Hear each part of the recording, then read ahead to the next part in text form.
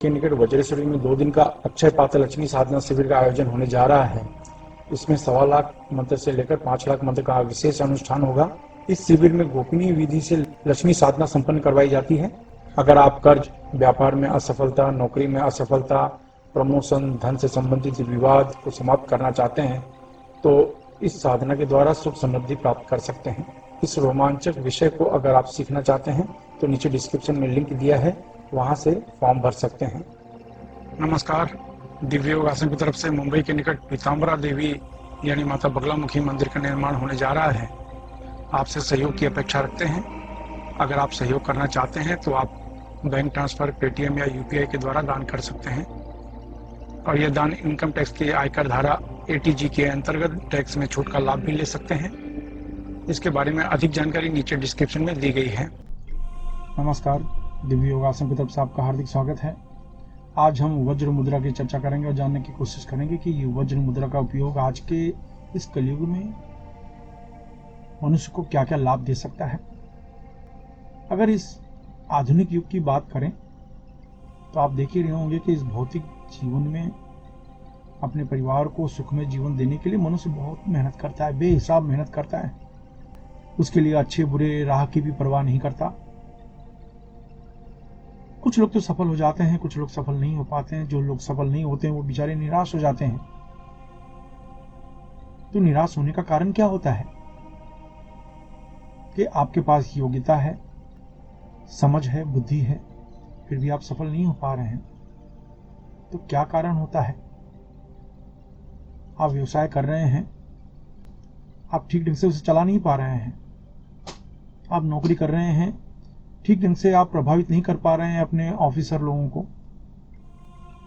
आप दुकान चला रहे हैं, आपका स्वभाव अपने कस्टमर से बराबर है ही नहीं, या आपकी दुकान ढंग से चल ही नहीं रही है। अपने परिवार में लोग आपके खिलाफ चल रहे हैं, शत्रु आपको परेशान कर रहा है। ऐसे हालत में आपकी जो संकल्प शक्ति होती है, आपका जो अंतर्मन होता है वो कमजोर हो जाता है। अब कमजोरी के साथ जिस व्यक्ति का मन अगर कमजोर हो जाए वो जीवन के किसी भी क्षेत्र में सफल तो हो ही नहीं सकता।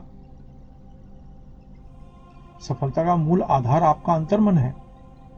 अंतर्मन जितना शक्तिशाली होगा, जितना मजबूत होगा, उतना ही आप अपने कार्य क्षेत्र में सफल हो सकते हो। और जहां मन कमजोर हुआ, आप एक कदम भी आगे नहीं बढ़ा सकते। तो आज की मुद्रा उन्हीं लोगों के लिए है जो अपने जीवन में निराश हो चुके हैं। चाहे वो नौकरी कर रहे हो, व्यापार कर रहे हो, दुकान धंधा कर रहे हो, जीवन का कोई भी ऐसा आर्थिक क्षेत्र हो जिसमें वो तरक्की नहीं कर पा रहे हैं, ऐसे लोगों को ये मुद्रा अवश्य लगानी चाहिए। क्योंकि ये जो मुद्रा है जिसका नाम है वज्र मुद्रा, ये आपके अंतर्मन को शक्तिशाली बनाता है। अंतर्मन शक्तिशाली तब होता है जब आपकी सोच पॉजिटिव हो जाती है।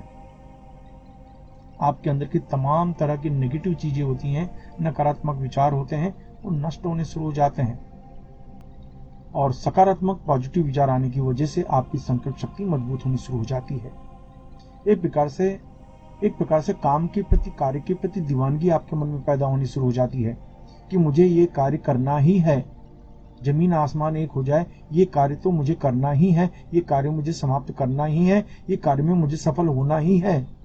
इस तरह की भावना प्रचंड रूप से आपके मन में घूमती रहती है।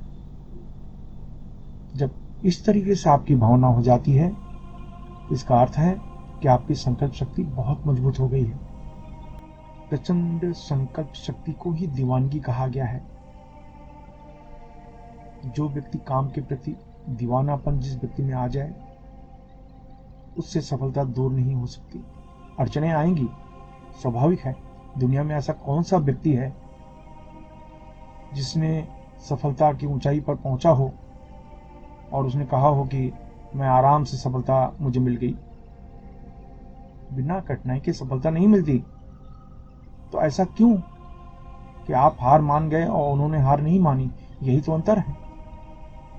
ये वज्र मुद्रा आपके मन को बहुत ही पॉजिटिव बनाता है और मैं तो कहूंगा हर व्यक्ति को ये मुद्रा लगानी चाहिए। क्योंकि आज का जो युग है कंपटीशन से भरा युग है, विघ्न संतोषियों से भरा युग है। कोई व्यक्ति आपको जीने नहीं देगा, कोई व्यक्ति आपको सही तरीके से कमाने भी नहीं देगा। ये आज की मानसिक स्थिति है। ऐसे समय आपका मन वज्र के समान होना चाहिए कि किसी भी तरह के आंधी में, झोंकों में उसका असर न हो।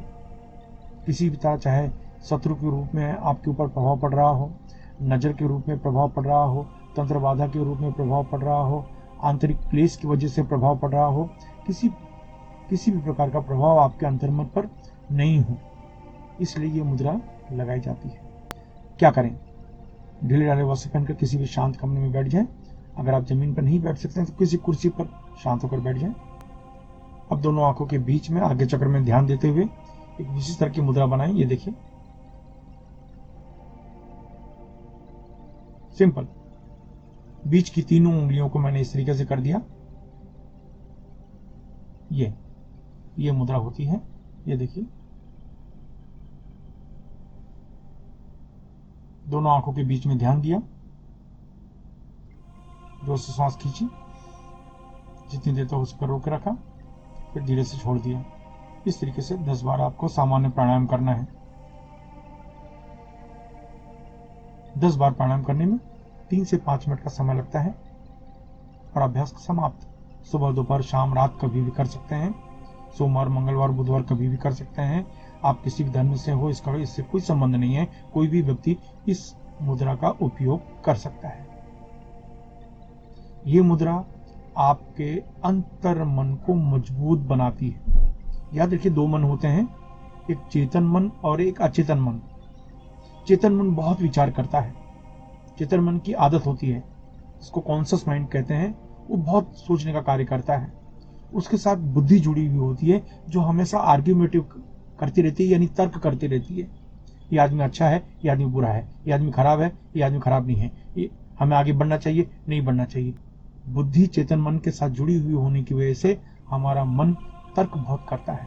लेकिन जो अचेतन मन होता है वो तर्क नहीं करता।